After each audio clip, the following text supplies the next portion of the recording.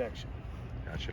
Coach, you got Jaden back into the rotation with 7-on-7 and 11-on-11 today, or excuse me, just 11-on-11. What did you kind of see from him in his kind of getting back into it? Well, probably the first practice of my career where we didn't have 7-on-7. Wanted to get a lot of team stuff in today. But, I thought he just needed a couple days off with his arm, and I don't think it's very serious at all. I think he got in and looked fine. I thought he threw some confidence, actually, on a few throws. Have you seen that maybe he kind of still has that the ability to just kind of read the defense very quickly and get the ball out maybe a little good quicker? Anticipation pre-snap. He understands. I think that comes from his history at his high school, and they do so much stuff that's very similar to us and how we do it. So it's very comfortable for him.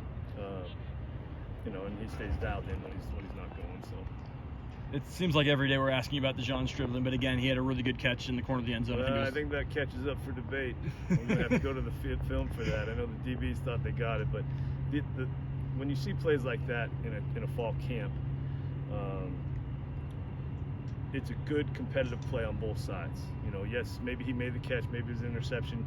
Either way, they're competing at a high level, and those are the type of plays you want to see on both sides. No matter who caught the ball, I think it was a good play. The ball didn't hit the ground. It could have been a pick, could have been a catch, but a lot of those plays are happening because I think they practice the right way.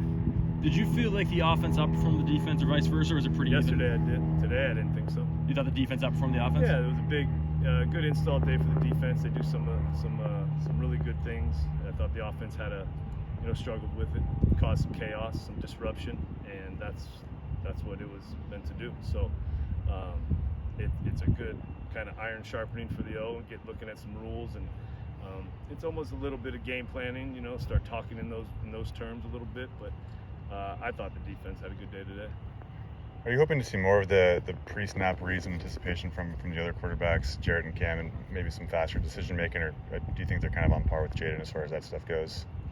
Oh, I think Cam has come a long way. I think Jared's coming. I actually think he's very cerebral, and I think he has an idea pre-snap very well, very very good.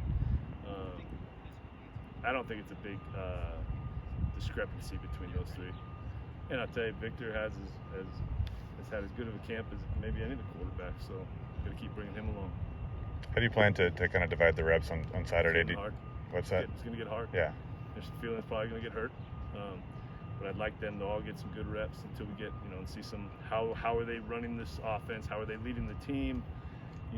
How do they deal with their emotions? Those are all types of things we need to see, and they probably don't know, and I probably need to tell them since I'm saying it here, but that's a big part of the judgment is how they deal with adversity and how they lead.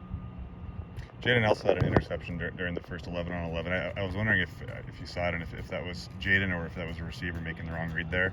I don't think the receiver made a wrong read. I'm not sure it was the greatest route, but I saw the end of it, so it's hard for me to speak on it. I know it was a great play by the corner. I think it was Caleb.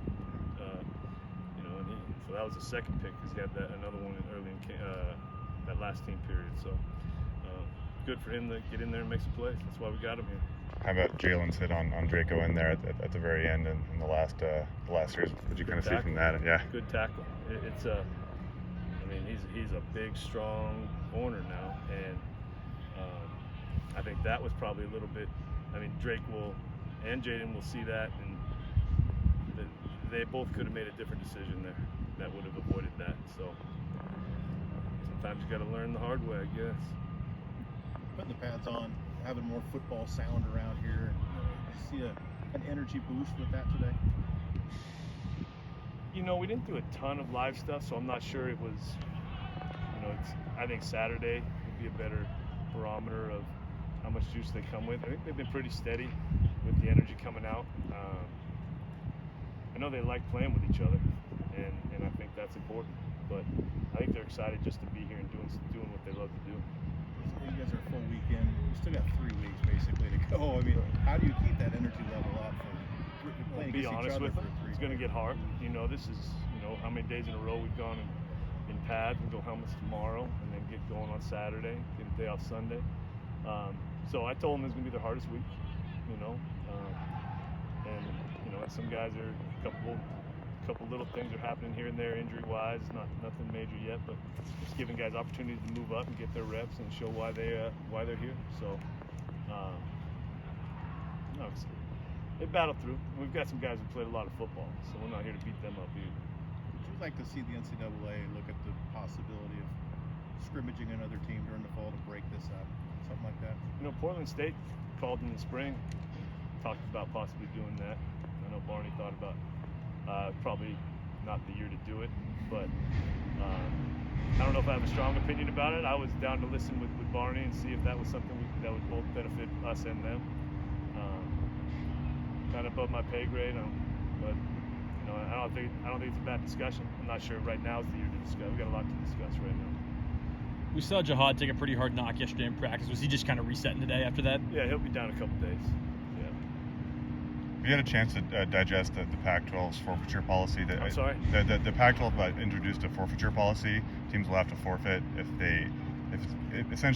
they're at fault for not being able to play, they'll have to forfeit games this season as opposed to last year when that wasn't the case. Do you have any thoughts on that and how it could affect teams this year with COVID and everything going on? Well, I think we just got to get the games played.